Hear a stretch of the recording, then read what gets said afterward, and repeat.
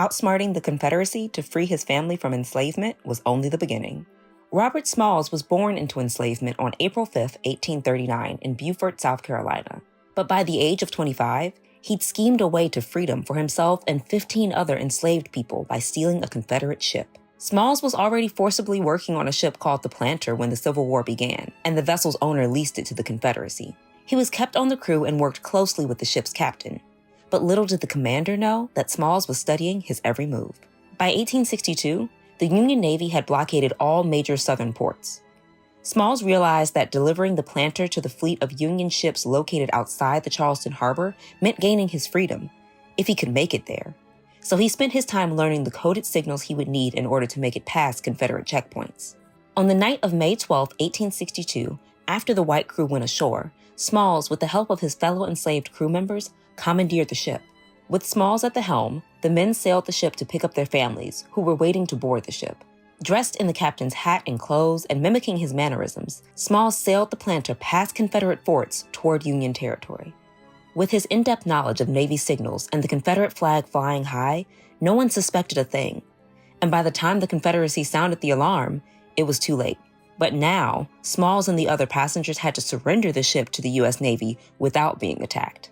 Realizing that the Confederate flag was still hoisted as they approached the Union ships, the men quickly replaced it with a white bedsheet, signaling the surrender of their ship.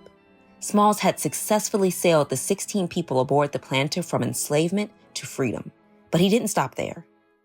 The story of Smalls' escape earned him respect across the North and infamy throughout the South.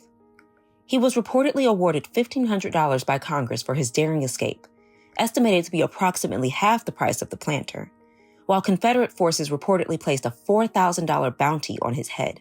The Planter became a Union Navy troop transport ship, and Smalls was named captain, making him the first Black person in the U.S. Navy to be given the title.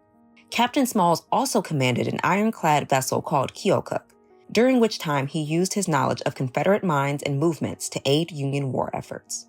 After the rebel South fell to Northern forces, Captain Smalls returned to Beaufort, South Carolina with his family and purchased the home in which he and his mother were once enslaved. Smalls leveraged his notoriety to improve the quality of life for Black people in his home state and eventually across the country. In 1867, he helped establish a school for Black children and served on the county's school board. His advocacy for equitable public education made him a prominent political figure in his community during the Reconstruction era. And in 1868, he was elected to the South Carolina House of Representatives. He also later served in the state Senate. In 1874, Smalls was elected to the U.S. Congress and served in the U.S. House of Representatives for more than a decade. In 1974, the house where Smalls lived at 511 Prince Street in Beaufort, South Carolina, was designated as a National Historic Landmark.